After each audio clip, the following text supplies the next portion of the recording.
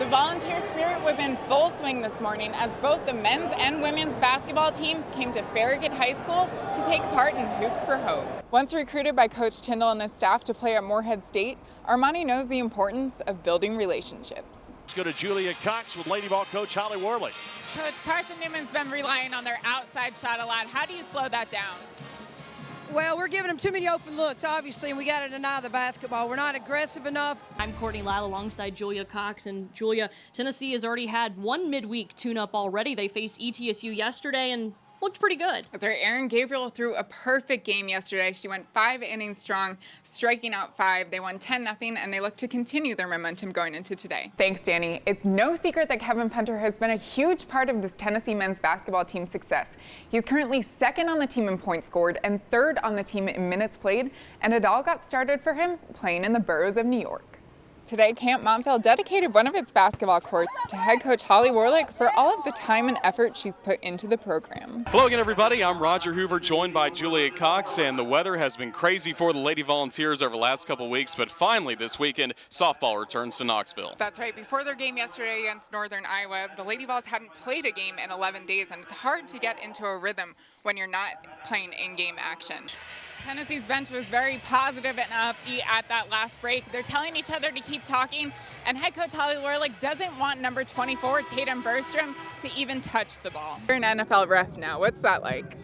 It's an awesome experience, as you can imagine. We make no one happy, but yet it's a great opportunity to stick around a game and participate in a game that I played all my life. Actually, it's the smartest thing I've ever done because now I can get paid and no one has to hit me and I don't have to hit anybody else. But again, it's a great opportunity and I love doing what I do. You know, there aren't that many refs in the NFL. How did you get to where you are today?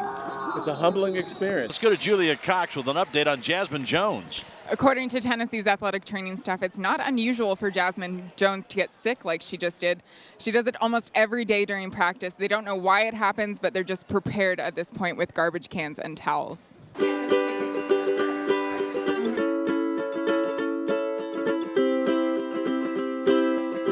Monday was Read Across America Day, and to honor the late Dr. Seuss, athletes from all 20 different athletic teams at Tennessee dispersed to elementary schools all over Knoxville to read students some of his classic books.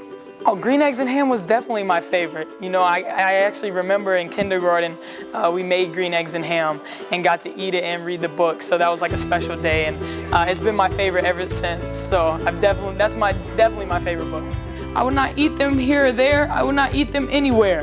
I would not eat Green Eggs and Ham. I do not like them, Sam I am. Reading's important because it definitely gets your brain going. You know, I definitely think it helps build your vocabulary. It makes you smarter, whether people realize it or not. You know, I did not like to read when I was younger, but I'm glad that my mom made me read, looking back on it, because it's definitely helped me down the years with school and with classes, and especially in college.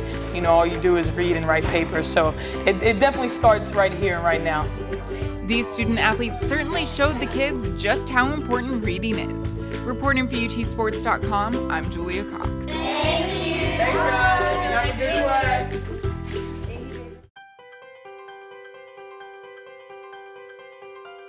Growing up with a father who spent 10 seasons in the NFL, which included playing in a Super Bowl and being selected to the Pro Bowl, Dennis Harrison had one message for his daughter Isabel while she was growing up. He didn't let me feel bad for the stuff that I did. I was always had to be the best I could be. And he always told me that no matter what, don't come in last. That's what he always told me. No matter what, don't be last. It's like, okay, and that's just something I've always, stuck to me. Sharing a home with 11 other siblings, there was never a dull moment in the Harrison household. Crazy. Like, we always had something to do. It was always fun. I always had someone there to talk to, but it was also very hard to get your own personal space because I always shared a room. But it was fun. Like, we made up games with each other. We cooked for each other. We just really looked after each other, and I appreciate that now more than I did then.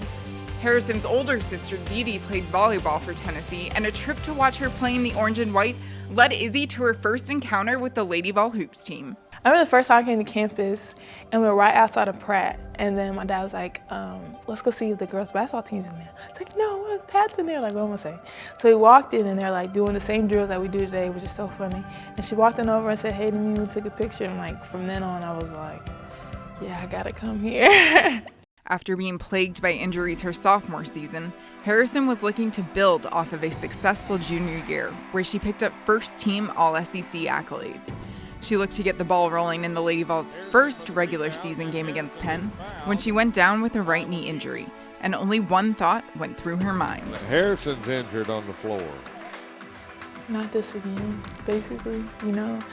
I just feel like I just made like huge, great strides last year with the help of my teammates, and now I just wanted to, I didn't feel comfortable being out. I didn't like, you know, how things were going, and I just knew that, you know, everything, you know, happens for a reason. I just really had to take a step back and reevaluate what I could do while I was off the court. So of course, you know, I just helped my teammates, keep on talking to them during practice, and I knew when my time was coming, I just had to get ready and get my, you know, my knee ready, and my mind ready as well, because when you're injured, you kind of tiptoe sometimes, you just don't want to re-injure it. So I just knew how to prepare my mind mentally just to get back out there. Now that she's healthy and back on the court, Harrison has the ultimate goal in mind. I just want us to get a national championship, and I just want us to every day just work at it and just be consistent and just be a team, which we already are, but on a consistent basis, you know. I just see so much talent in our team and how much everybody wants it, and I just want us to, you know, just rally all together and win it this year. For Inside the Orange, I'm Julia Cox.